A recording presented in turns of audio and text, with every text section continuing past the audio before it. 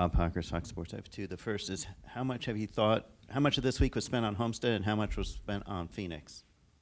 Zero for me, zero on Phoenix, all Homestead. But yeah, I mean, obviously your mind thinks about Phoenix a little bit, but I haven't watched any film. I haven't looked at any data or anything like that. So I love this weekend. I love Homestead and just trying to watch as much video of this place as I could to get my mind ready to run the wall. And what do you remember that you did well a couple of years ago at Phoenix to win the title that you hope to repeat in a few weeks? Well, we started off the weekend by getting the pole. That was huge to get the number one pit stall. And then, in the race, at different points we had a good car, and at other points, we weren't. I felt like at certain points of the race, all four of us had the best car, and not that we had the best car at the end of the race, but our pit crew did a really good job, and in that number one pit stall, you paid off to be important. So yeah, and going back, obviously I know how important that pit stall is, so you put a big emphasis on qualifying. We had a weekend similar to 2021 earlier this year in the spring. Getting the pole and then just didn't execute the last restart right. So looking at those sort of little mistakes that we had in the spring, and then also just trying to execute like we did in 2021, I think is where my mind's at on what we need to do to win the championship. And two, I mean, you need a fast car, which I know, or I hope that we will, and you'll have a good weekend. Come up here to Greg.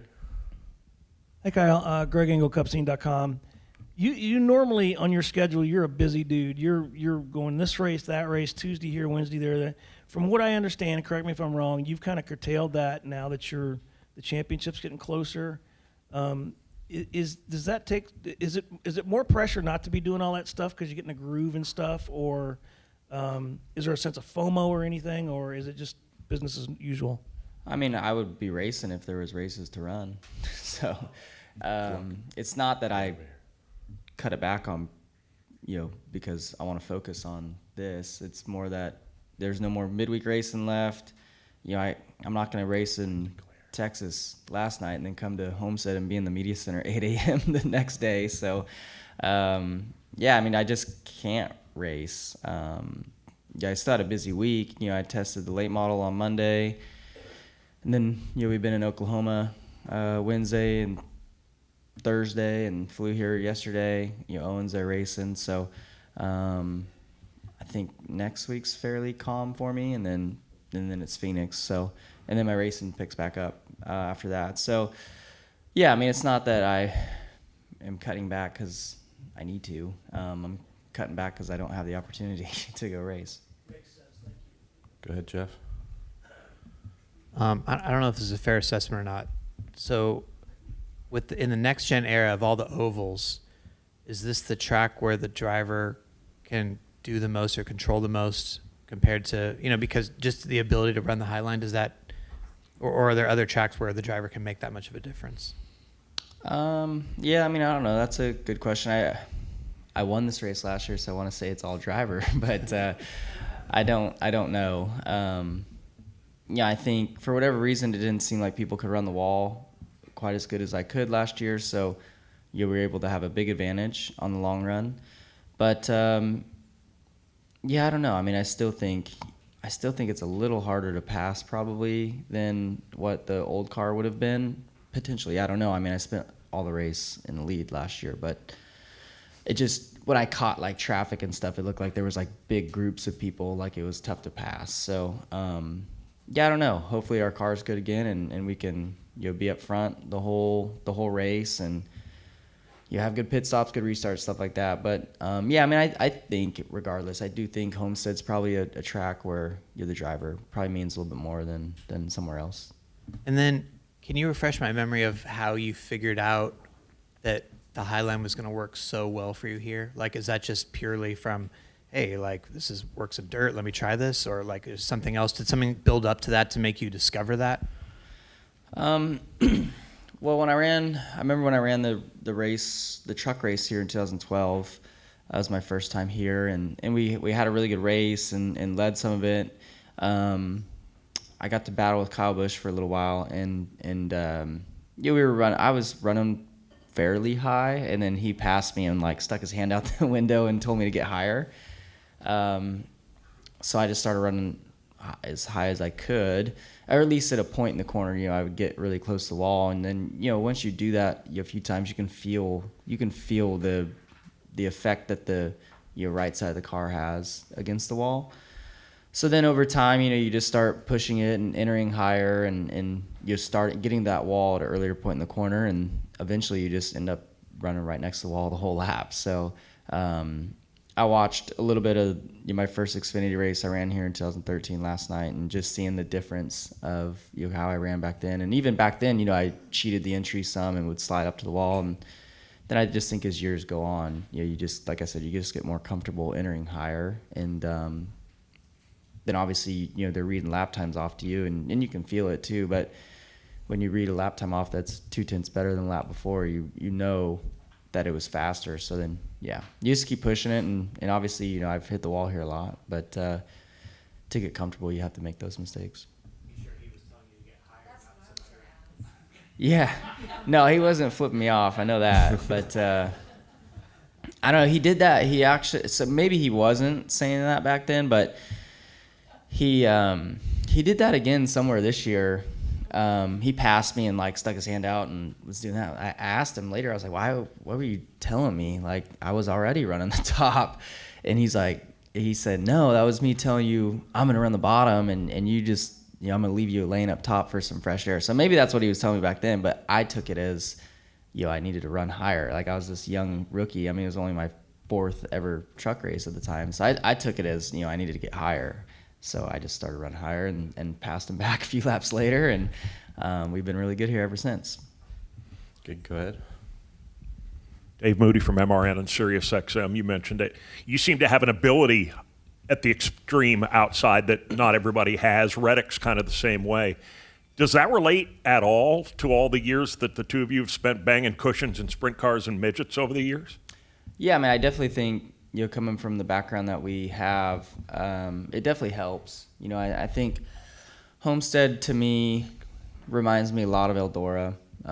The way both ends are, the way you kind of cup into turn one, 3 and 4s seems a little flatter and all that, but you still run against the wall. It just feels similar to me. And then, yeah, I mean, that feel that you get of packing the air against the wall kind of feels like you're running a soft cushion to me at a dirt track. So, yeah, I think that's why, dirt guys kind of excel here. I can't think of any pavement guy or pavement background driver that is really comfortable against the wall.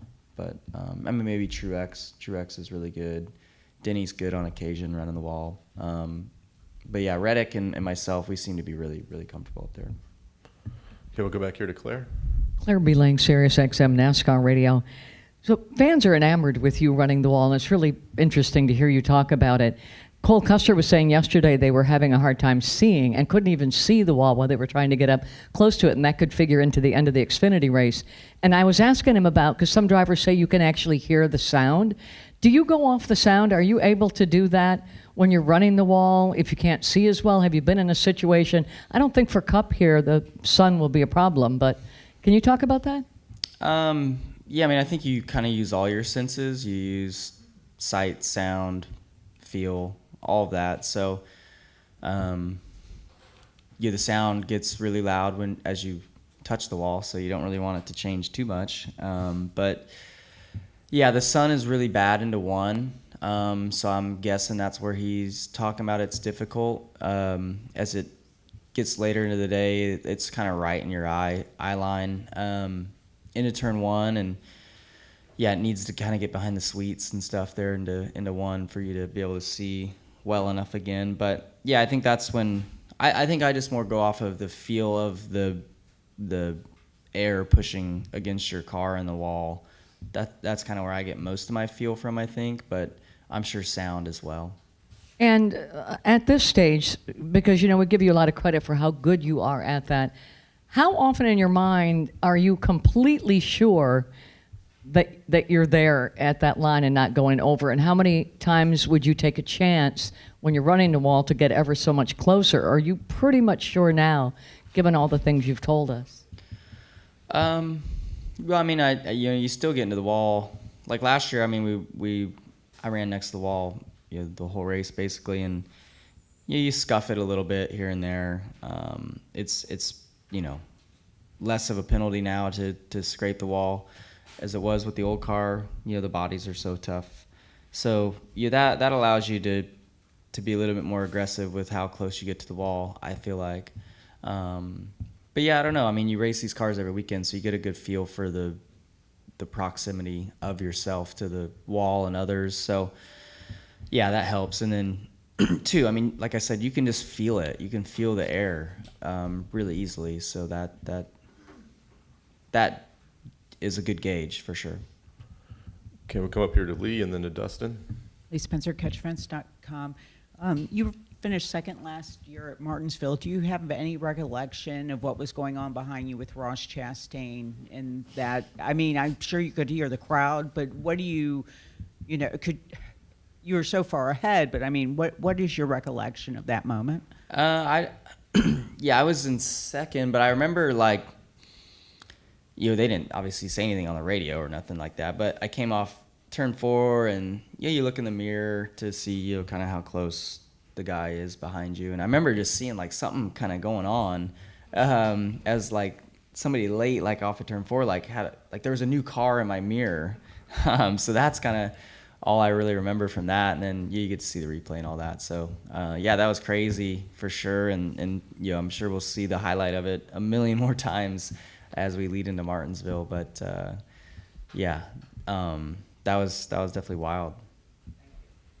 Okay, come over here, Dustin.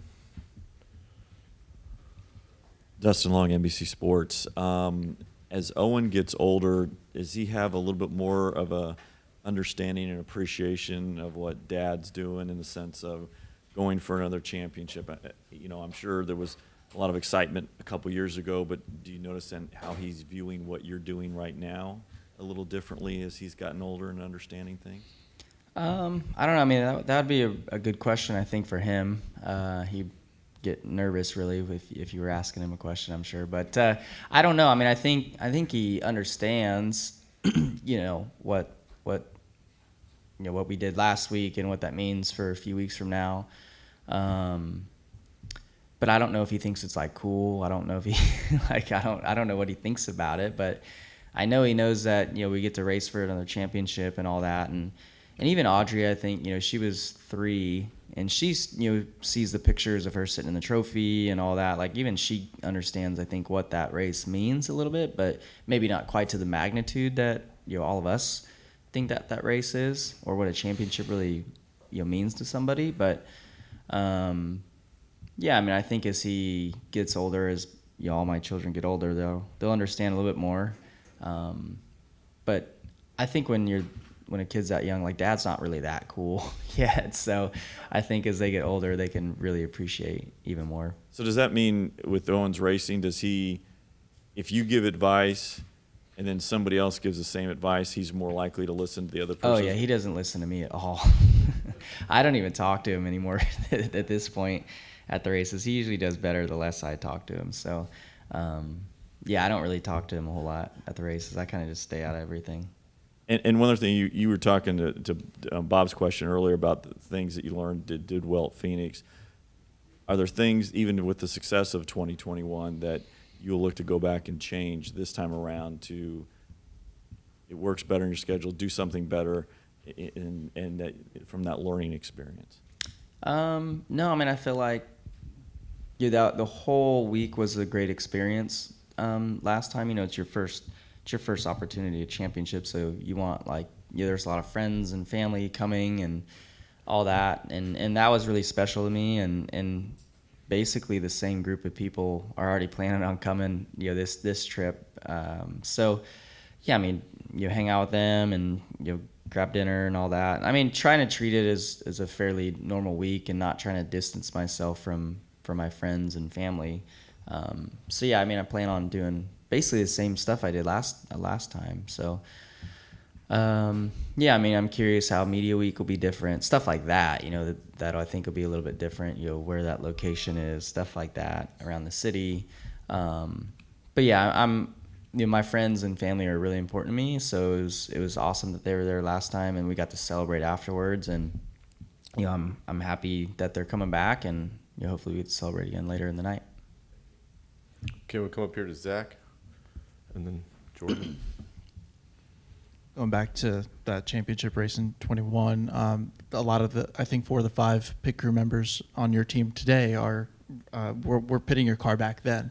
To see them kind of be able to continue to be an elite crew despite the change from the 5 lugs to the single lug, how important has that been to the success of this 5 team? And is there any kind of bond that you have with those guys, being that they've been on your car for so long now?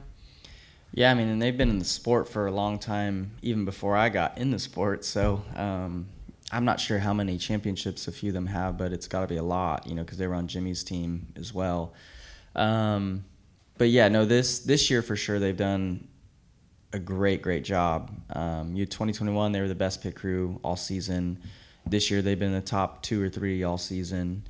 Big improvement from where they were at last year. I think there was a lot to be learned with the new style pit stops last year, and just took them a little bit of time, but all season they've been really strong. So all of Hendrick Motorsports really has been really strong on pit road. So yes, they've been important to every one of our wins this year, and to win a Cup Series race, it just takes your whole team for sure. And like last week we gained 2 spots on pit road and got control of the race for the last run, and that was it. And Richmond, Darlington, they're a part of every win in a big way. So, yeah, I hope that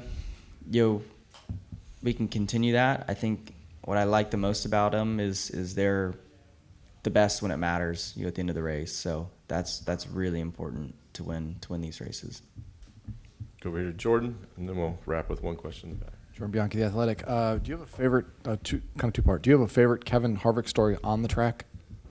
Like encounter or exchange or anything? Specific, track? On the track, yeah. I don't know. I've just really enjoyed racing with him. He's such a tough racer, and I feel like he can do a lot more with his race car than most drivers can. So I've had some great battles with him. I think he's only been mad at me like one time, so that's pretty good, I feel like. So, and he probably doesn't even remember when he was mad. So, what was he mad about?